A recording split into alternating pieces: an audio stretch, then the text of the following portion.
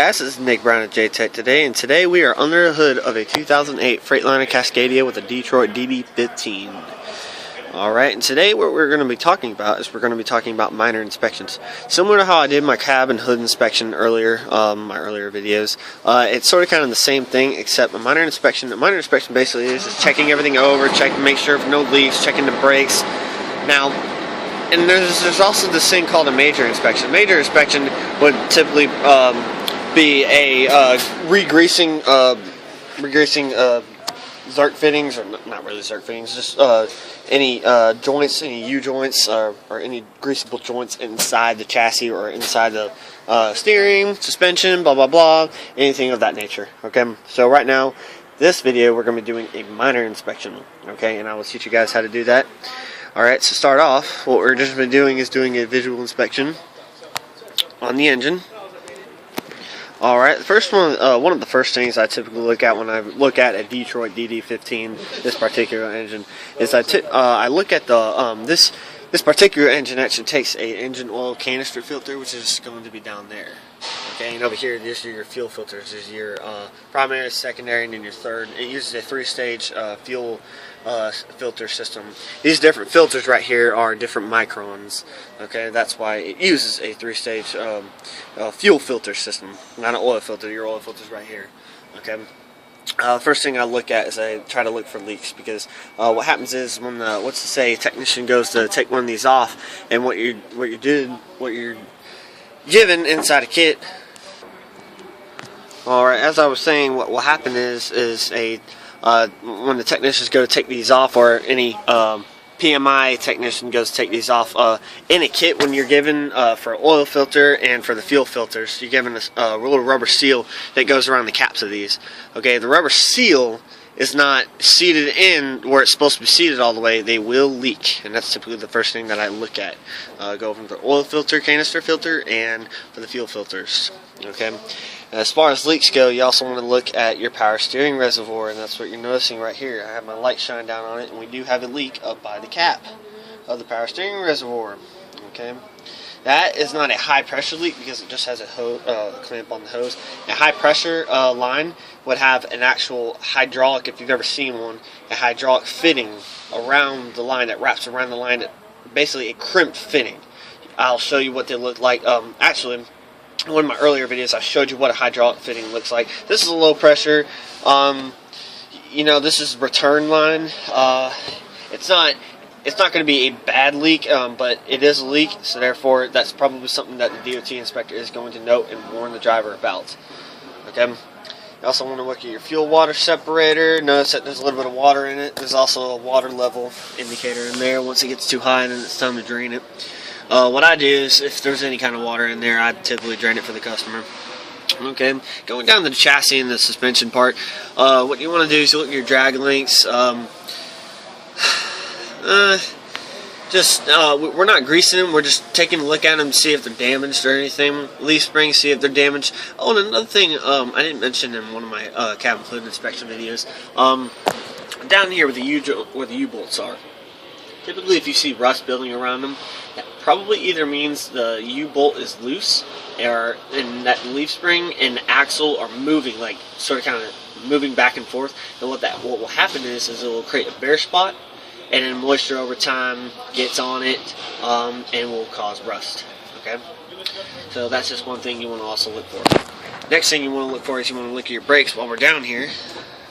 Your brake linings. Those are your brake linings right there, guys. These are drum brakes. Okay, your brake linings right here. That is your brake anchor for the linings, basically, and that's your padding or your actual lining. Okay, the lining thicknesses, we're not allowed to go any lower than 4 millimeters. If it gets any lower than 4 millimeters, or if it's 4 millimeters and below, we replace them. Okay, that's the limit, 4 millimeters and below. Okay. So with that, check your brake linings, make sure they're good. Do that for all around the truck. Also, check your brake chambers, make sure they're not cracked. This is just a front brake chamber. If it's a spring brake, guys, look, we all know this. We all know the the dangers of a spring brake with a parking brake. If it's cracked, replace it. Note that the customer that needs replacement immediately. Trucks that run up north, rust will build up around the brake chambers and they will crack, and yes, I've actually seen some of them break open. Okay, check your air fittings or air lines and air fittings. Make sure they're not cracked or leaking. You want to fire up the truck and make sure that just no air leaks, basically. Also want to look at your air lines up here. Make sure none of them are cracked. Supply lines, airbag lines, parking brake lines, emergency brake lines, blah blah blah, any of that nature. Okay, and that right there is your slave master cylinder, not your master cylinder, it's your master cylinder reservoir. Also want to check the fluid level in that, make sure that the clutch pedal will be able to engage and disengage properly with the right amount of brake fluid, or right amount of, not brake fluid, right amount of slave fluid, basically clutch fluid in it. Okay, alright, we're going to go to the other side of the engine. Alright, now we're on the turbo side of the Detroit DD15. Okay, what you're going to be looking at is receiver dryer, okay, filter. This is the filter that filters all the bad stuff, basically all the contaminants out of the air system. Okay, also, just while you're up here, you're going to want to look at your air filter restrictor indicator. If it's restricted, note to the customer that they need to be replacing their air filter. Okay.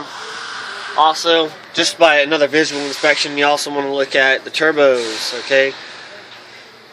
Notice for any exhaust leaks, notice for right there where the clamps meet, right there where the gaskets meet, where any two mating surfaces meet. You want to look for black trails of carbon coming out of them. That would indicate that there was an exhaust leak. Okay, you want to look at that. Okay, not too much you got to deal with on this side of the engine. Suspension is the same deal for the other side. Just really not too much on this side of the engine, because I've explained most of it on the other side of the engine. And while we're over here and while I'm looking at it, we are looking at the AC compressor. Okay, looking at your AC lines. Okay, what I've been taught is over time you're gonna have weeping up by the fittings, maybe up by like fittings near here, near the AC compressor itself. Okay. Alright.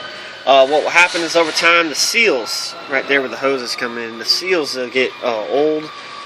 And they'll just start to basically rot, and it will allow PAG oil to bypass the compressor, and it will allow it to start weeping, if not cause a bad leak. And where there's a leak inside the AC line, that means there is refrigerant escaping from the AC system. You definitely don't want that, guys. Okay, that right there would just be a part of your minor inspection. All right, it's bad. It's obviously bad. We all know the dangers of refrigerant escaping into the atmosphere. Okay, don't really have to go too much of that over with you guys. So with that, just taking a visual inspection, notice if anything's bent, broken, or cracked, or leaking on this side of the engine. Especially check your charge air cooler pipes. Okay, suspension one more time, and now we're going to go to the back of the truck. Alright, now that we're at the back of the truck, we're going to be looking at the brakes, suspension. We're also going to be looking at the fifth wheel. You can't see it right here. Let me get a little bit closer. There's the fifth wheel. Make sure the fifth wheel is greased enough for the customer, so that way when he goes to hook it up to a trailer, the fifth wheel and the mating surfaces of the trailer will not bind. Make sure that the kingpin latch is greased up enough to where it won't wear out the kingpin. Okay. Also looking at the brakes, down here, more your brake linings. Those are it right there. Let you guys take a look at that. And your S-cam shaft, basically, make sure that's greased up enough. There's another Zerk fitting on the side of that. S-cam shaft right for the brake chamber. Okay, this is the brake chamber with the parking spring that I was telling you guys about earlier. And then your drive shaft up here. You also want to look at that, grease any Zerk fittings of any of that nature. Okay, on a tractor trailer, you want whenever you go to grease it, you also you want to make sure that there's grease coming out of it and meeting grease. So that way the DOT inspectors make sure that it's actually been greased. Okay. And not putting grease around the Zerk fitting doesn't mean it's been greased. Okay, go and grease it yourself. Okay, just look at everything else and make sure nothing's bent, broken, or cracked or leaking. This is the back side of the truck. Typically, you don't have to worry about that, but besides air hoses, make sure the top link is in good shape. Just look at all the air hoses. Look at your relay valves. Also look at your tires. Tires is what I did not mention earlier. You want to look at the age of the tires. So the age of the tires are over 7 years old, 7 years or older, I believe. The DOT will not accept that. Okay. Check for dry rotting. Check for splits in the tires. Okay. Oh, another special thing I want to point out to you guys. Typically what happens is when the wheel seals go out, you'll see a bunch of weeping around where the spider is, or not really where the spider is. Go further down in here. This particular truck's not really that bad. You can't really tell actually if the wheel seals are leaking. This is good. Okay, but wheel seals, when they go out or when they start weeping, you'll start seeing grease being formed around the inside of the brake linings. Okay. Check for that too. Note that down on an inspection. Also, check your mud flaps. Check and make sure that's good. You don't want one of these flying off and then all of a sudden the truck running it over and causing debris on the highway. Check your clad hands. Check the conditions of them.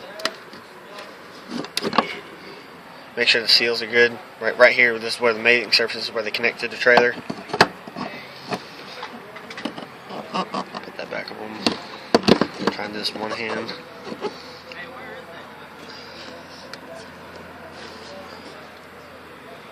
Okay. Just gonna lay it off to the side for you guys. Alright. Alright, so with that, guys, that's all I can think about as far as a minor inspection goes. This is a minor inspection video. Later on, I will do a major inspection video. So with that, guys, I hope this video was informational to you guys. So, we'll see you guys later.